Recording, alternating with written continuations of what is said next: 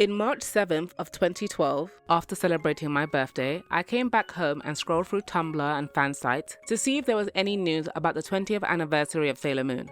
There were rumors, of course, but months would pass before any official news came out. In July of that year, there was a press event that was live streamed on the website Nico Nico Doga, featuring the voice actors of Sailor Moon and Tuxedo Mask, Kotono Mitsuishi and Toru Furuya respectively. And joining them was Nako Takeuchi's editor, Fumio Asano. They discussed the history of the series and the choices they made to portray their characters. Kotono Mitsuishi talked about forming the group Peach Hips with her co-stars and performing many of the classic Sailor Moon songs. After a performance by Momiro Clover, it was announced that a remake was in production, and of course Kotono Mitsuishi will be reprising her role. It took 2 years of rumors, fake images, and delays before we got any official news of a name and a premiere date. The first episode of Sailor Moon Crystal was released on the 5th of July 2014 as an original net animation. I talked about how the whole Sailor Moon Crystal project has been a very rocky road on my review of Sailor Moon Eternal, so you can go and watch it there. I won't rehash it. But I will say, I'm surprised that it ended in this way, because I don't think any of us expected it to end like this back in 2012. After Sailor Moon Eternal, it was confirmed that the final arc Stars would also be a 2-part movie. Once again, this will be a co-production between Toei Animation and Studio Dean. Sadly, the savior of the series, Chiaki Kon, would not be returning as director. Tomoyo Takahashi would now be taking over the reins. Takahashi had directed a few episodes of Thundercats 2011 and Kill la Kill. Most of the crew that worked on the Eternal movies would be returning. Character designer Kazuko Tadano and Yasuharu Takanashi, who has worked on the music for Sailor Moon Crystal from the start. Since the Season 3 opening theme had a version sung by Mitsuko Horie, who voiced Sailor Galaxia in the 90s, and the Eternal movies brought back Anza, who played Sailor Moon in the first musical, to sing Rashiku Ikimasho, I just knew that for Cosmos, they were going to bring in a Sailor Moon legacy actor to voice a character or sing something. And to my surprise, it was announced that Keiko Kitagawa, who played Sailor Mars in the live action, would be voicing Sailor Cosmos. Keiko Kitagawa is one of Japan's top actresses. I mentioned in my PGSM video that Kitagawa's career really took off after the show. She has been nominated for a Japanese Academy Award for Best Supporting Actress in 2018. This lady stays booked and busy. If you don't watch Japanese movies and TV dramas, then you might remember her from Fast and Furious Tokyo Drift. When Kitagawa was approached, she initially refused the role. Since Sailor Cosmos is the most ultimate form of Sailor Moon, she felt that the role should go to her former co-star and longtime friend Miyu Sawai. Kitagawa only agreed to the role after speaking to Sawai, who encouraged her to take it.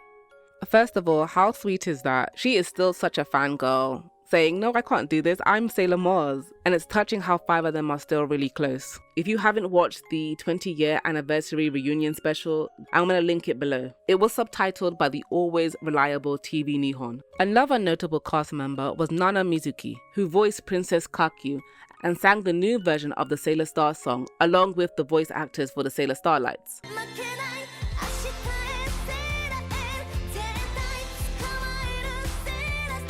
She has voiced so many characters in animation and video games, too many to even list, like Hinata from Naruto and Fate from Magical Girl Lyrical Nanoha. She's also a successful recording artist.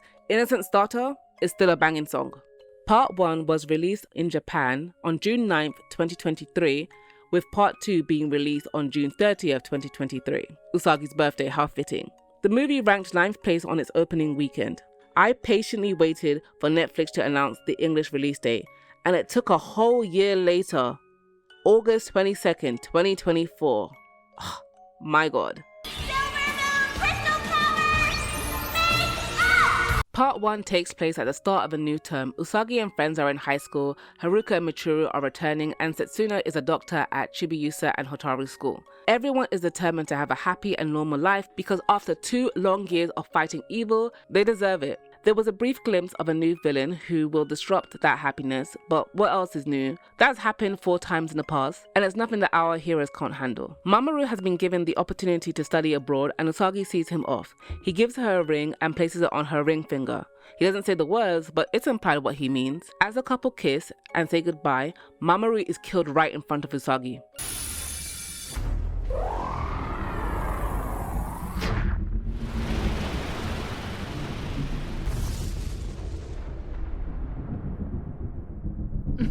Usagi faints and is rescued by a new popular idol group, the Free Lights. When Usagi wakes up, it is clear that she is traumatized, and to deal with that, she suppresses the memory and becomes emotionally detached for a few days, and further convinces herself that what she saw was just a nightmare. It turns out that the Free Lights are actually Sailor Guardians from a distant part of the galaxy who are searching for their missing princess. The solar system Sailor soldiers are distrustful of them, doubly so when new enemies show up calling themselves Sailor Guardians too. The Sailor Anima Mates are part of a faction called Shadow Galactica, led by Sailor Galaxia. Also, a mysterious little pink-haired girl shows up on Usagi's doorstep. Chibi! Chibi? TV. When strictly talking about the manga, the Stars arc is one of my favorites because it felt that the series had matured along with the characters and there was a sense of finality. And you can feel that right from the start with how they broke the formula of how every arc of Sailor Moon had gone thus far. When Mamoru was reduced to ash, it was a declaration that this new foe is unlike anything our heroes have faced in the past, and they don't even know it yet. We're on edge hoping for Sailor Moon to remember, hoping that someone finds the threat before the threat finds them, because when they arrive, it might be too late. Enter Sailor Aluminium Siren. Galactica! Baby! She sets her sights on Sailor Mercury and Sailor Jupiter and easily deflects Sailor Uranus's attack. And right before Sailor Moon can rescue them, they are killed. Jupiter! Mercury!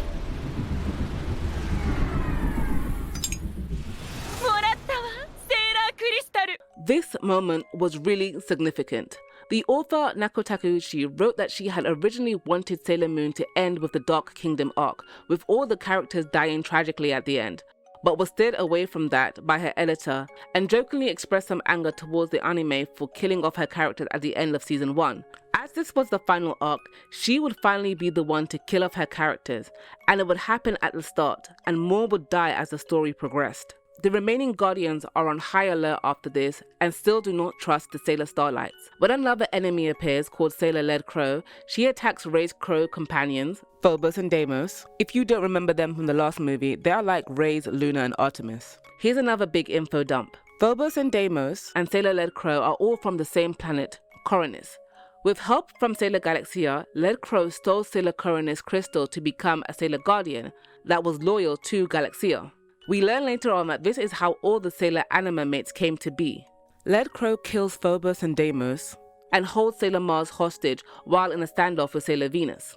Sailor Moon arrives in the nick of time to save her friends, and just as they are about to embrace, they are both killed by Sailor Galaxia, who steals their crystals.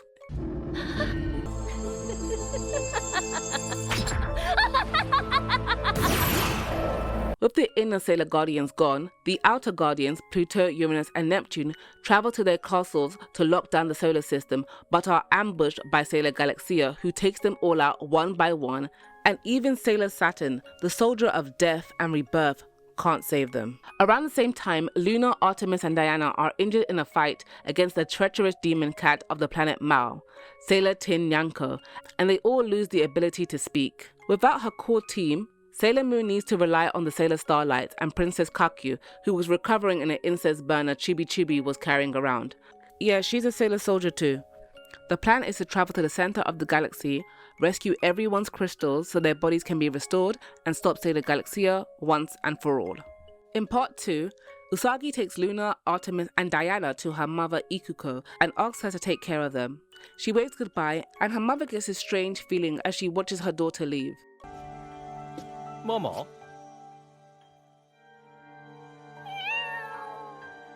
変ね。ウサギがもう帰ってこないような気がして。 For 2 long years, Usagi has kept this secret away from her family. And this scene here showed that she didn't have to say anything. Her mother just sensed that something was wrong and she was worried. Sailor Moon and friends battle through the rest of Shadow Galactica. Sailor Chibi Moon travels back in the past with the help of the Sailor Asteroid Quartet to help, and there are more casualties. 私たちはいつでもあなたのために歌う。あなたのためにこの命捧げる。それが私たち、セーラースターライツ。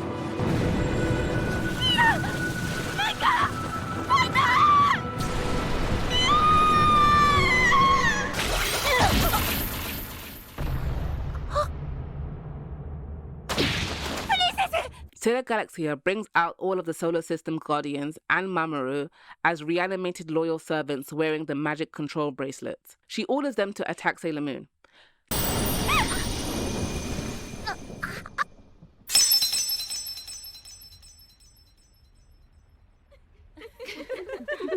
Sailor Moon is frozen, unable to fight back and even defend herself. 本当の敵を倒すことはできない。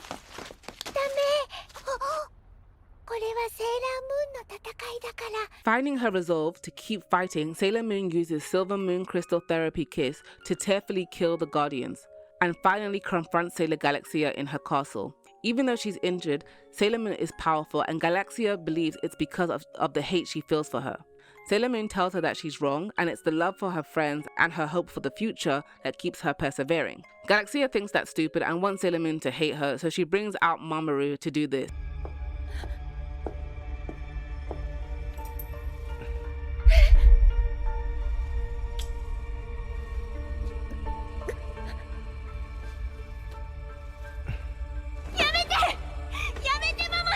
Such a violation. Galaxia stakes her claim on the galaxy and challenges Sailor Moon, and the two of them go at it. At one point, Galaxia is strangling Sailor Moon, while she recounts how she became who she is. Sailor Moon kicks her off and vows to end the war. Galaxia takes off with the crystals and Mamoru and heads to the center of the Milky Way, where the galaxy cauldron, the birthplace of all life, resides. 生まれるところ。星の生まれるところ。ここが銀河で一番可能性にあふれた聖なる場所。この場所こそ最後に選ばれた者が手にする最高のステージ。ここには全てがあり、全てがなくなる場所。Galaxia throws the Sailor Sentry's crystals into the cauldron, destroying any chance of reviving the Sailor soldiers.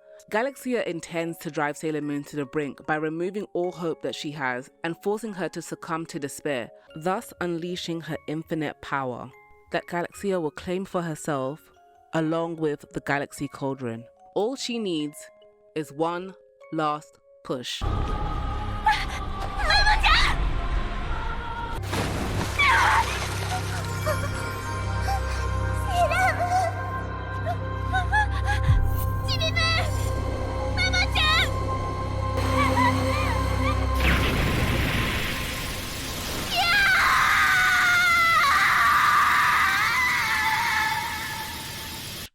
Chaos emerges and tries to take out Galaxia, but she is saved by Sailor Moon. Basically, Chaos and Galaxia have had a backstabbing alliance, and Chaos knew what Galaxia was planning all along. 私はカオス。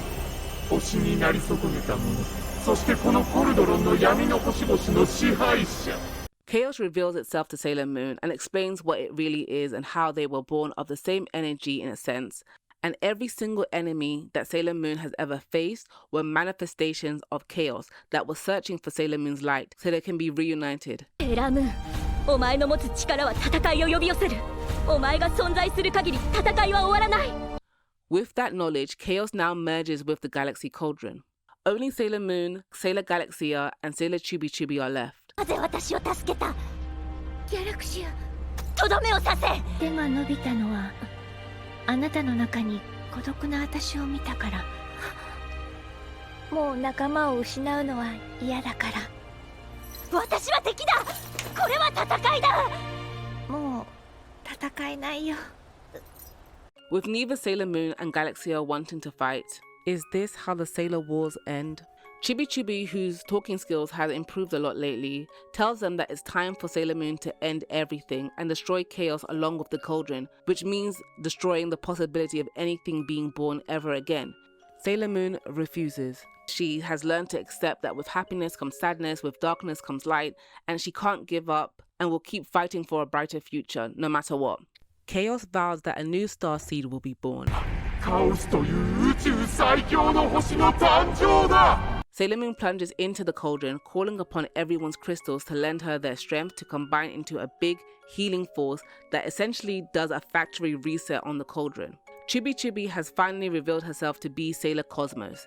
She explains to the asteroid soldiers that Sailor Moon and Chaos melted into the cauldron and set things right, but Chaos has not been completely eradicated and they will be reborn. Sailor Cosmos is actually from a distant future where they were at war with Sailor Chaos and lost. Severely weakened from the war, her plan was to go back in time to prevent that future from happening by convincing her past self, Eternal Sailor Moon, to destroy the cauldron entirely, but now she realized how wrong she was. Inside the primordial sea of the Galaxy Cauldron, the Sailor soldiers are reunited at last and are visited by Guardian Cosmos. She tells them that a long time ago, she was visited by Queen Serenity, holding the star of her falling daughter with the hope that she will be reborn in a peaceful world. She asks if Usagi wants to do the same, to be reborn in a different life or continue on the path that they were originally walking. 私たちこのままずっとみんなで一緒に生きていきたい。このままみんなで未来を作っていきたい。どんなに辛くてもこの人生を生きていきたい。I've always loved this bittersweet conclusion. The Sailor Guardians know that what lies ahead for them in the far future and the peace they won now will be disrupted by a manifestation of chaos or by chaos herself, but they would rather face that scary future together. The final scene is a callback to the first chapter or first episode of the story where Usagi returns to her family home and is made fun of by her brother, and we get to see her parents who have no clue where she's been, and she's welcomed by Luna. うさぎちゃん、おかえりなさい。ただいま。There's an after credits epilogue where Usagi wakes up with a kiss from Mamoru. They're in bed together and they look a few years older. She has a vision of a future Crystal Tokyo. At last, we get the wedding scene and Usagi feels a new starseed growing within her and they declare their undying love for each other. And Mamoru narrates the ending. いつか俺たちが消えてしまって新しいセーラー戦士たちが新しい星たちが次々に生まれてきてもセーラームーン君はきっと永遠に不滅だ永遠に一番美しく輝く星だよ Let me just wipe my tears for a second. Oh wow.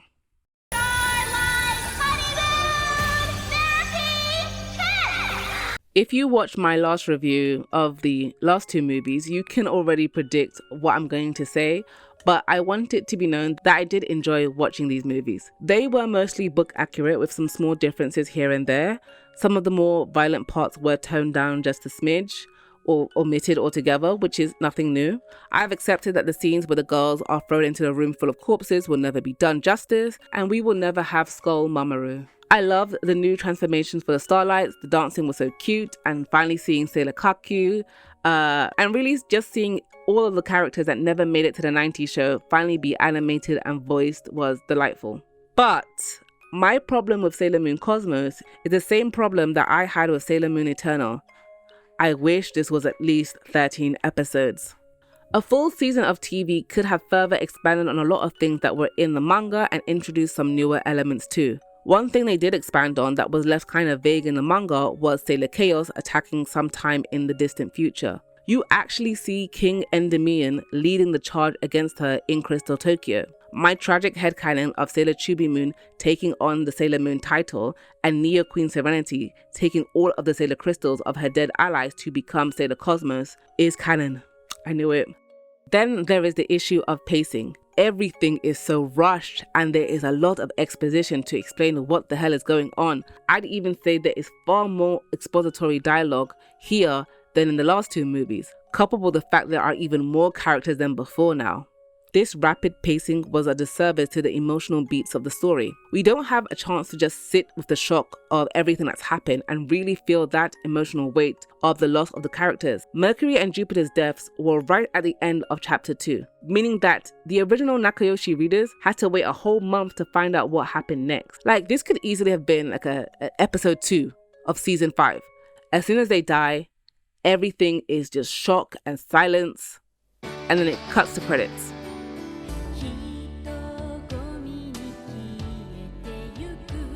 Another way a full-on series would have benefited the story is to further depict how Usagi harbored a lot of guilt with the deaths of the Sailor Senshi, how isolated she felt and how it shattered her confidence where she almost lost the will to fight. Sailor Galaxia's master plan was to hand over Sailor Moon to Chaos so their opposing energies would destroy each other.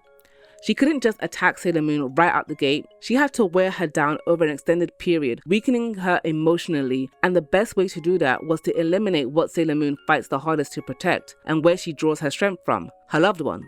And the fight with Sailor Led Crow was the perfect example. Sailor Moon knew what to expect. She came in hard and fast and saved her friends, only for Galaxia to take them away within the blink of an eye. Sailor Moon did everything right this time. She came back, she did not hesitate, and she still failed. Another thing that was missing were dynamic action sequences. There are such small glimpses of what could have been, but so much of that runtime was spent explaining to us who a character was. Let's go back to the Led Crow encounter. That was the perfect opportunity for a high-intensity 1-minute fight scene. Even the brief chase fight scene with Sailor Moon and Galaxia left a lot to be desired. The potential was right there and we didn't get it. And once again, I need to bring up the movies from the 90s. The plot for those movies were original screenplays written to be a Sailor Moon movie. Side stories that weren't essential to any major plot of the TV show or manga. They were simple and clean. That first one was only 62 minutes long. And what was the plot? An alien boy who's in love with Mamoru uses his demon tree to kidnap him, and it's up to Sailor Moon and the girls to rescue him and save the Earth. Because of its simplicity, they can focus on those emotional moments, and they are not dumping a whole entire arc worth of lore and backstory onto us. To top it off, we get some really cool fight scenes. I mean, again, look at this. Like, this was really cool to me. I still go up for this because it was sick. You know, this is the case for a lot of the Precure movies too, especially the all-star ones. I came to see my faves team up and beat some monsters. The full storyline and character studies are for my weekly viewings. Yes, I am someone who watches Precure for the fights. And I wanted to see a sprinkle of that Precure essence in Sailor Moon again because it worked so well in season 3. Really and truly, the only time I've seen an entire arc turned into a movie and be good was Demon Slayer Infinity Train. And that's due to the fact that it takes place over the course of one night and is in a single location. It's very streamlined compared to the other arcs of the manga, which is why turning it into a movie was seamless. Let me end on a positive note. This movie really does look amazing. I watched the NHK special documentary on Sailor Moon, and the director said he grew up watching the 90s show and wanted to work in animation because of it, and it really shows. The color palette used in this movie is very reminiscent of the 90s one, but of course this is digital, so it's more saturated and vivid. It just looks beautiful. Then there's the ending song, Moonlight Flower, Suki no Hana by Daoko.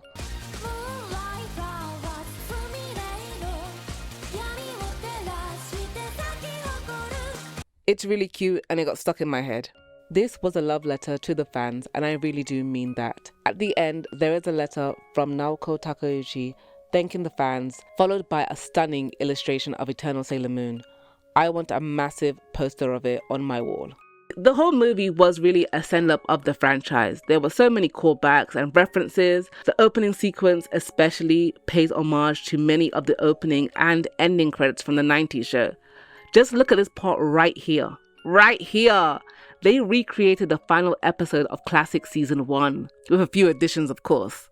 Now I knew Sailor Star song would be used, but Search for Your Love? Oh, I love Search for Your Love. That's one of my favorites, and I'm glad they kept that one in.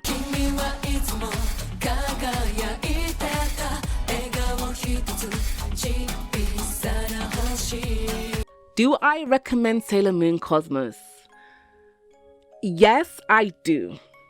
I do. It's just one of the many iterations of Sailor Moon out there, and just like all the others, there are things that I like and dislike about all of them. Despite it being one of the most well-known magical girl series out there, I don't think a lot of people besides major fans have read or watched any of the version of the Stars arc, and if you haven't, you should. Although the 90s one is very different compared to the manga, it's great in its own way. Because it's longer, you spend more time with the characters, so there's more character development and relationship development happening for the heroes and the villains. Sailor Led Crow and Aluminium Siren are adorable together, and I still cry when what happens to them happens. I believe Classic and Crystal are on Hulu. If you're from the UK, you're gonna need a VPN to watch it because it's not available to stream over here anywhere. I checked, okay? Netflix, I'm looking at you. Put it on there, okay? I can watch it on DVD anytime I want, but other people, like, I can't recommend it to them if it's not available to them. And also, if you do find other means of watching Sailor Moon, please make sure it's the Viz Media dub, okay? I don't want to hear about, oh, it was shit because you watched something where they said her name is Serena. No. Just make sure they're calling her Usagi. I cannot stress this enough. Don't you give up hope. Have faith in our future. And as long as the stars keep shining, everything will be all right. We won't lose this. What will be the legacy of Sailor Moon Crystal? Well, it won't be remembered for anything that happened within the series. It will be remembered for what it helped usher in. This nostalgic wave of reboots and sequels for not just Magical Girl series, but for shoujo anime in general. All these older titles that have gotten reboots, sequels, and spin-offs have learned from the mistakes that were made with Sailor Moon Crystal. This nostalgic wave of shoujo series is still going strong, and I'm looking forward to seeing Magic Knight Ray Earth and The Rose of Versailles. I also love the fact that manga from 20 years ago and even older have been given anime adaptations. How sick is it that after 13 years, Kimi ni Todoke had a third season? And this is why we need to keep demanding for Yona of the Dawn season 2. Yeah, I'm happy with that being the legacy of Sailor Moon Crystal. So please tell me what you thought about the movies and how you feel about the reboot series as a whole. Rest in peace to Emichi Nohara, who was the voice of Sailor Jupiter in the 90s, and many other iconic characters. She passed away last year. She will be missed. Thank you to my always patient patrons, Cheyenne Lynn, Hariana Hook, Kemi, Mariah, and Zaid, Jill Fines, Des and Hill, Richard Campbell, Taylor Moore, Critica, Hyphenated, Go Love, Amrit S, Isabel A. Ledger, and Malpertuis. If you want to see more from me, consider joining. I'm so bad at outros. Goodbye.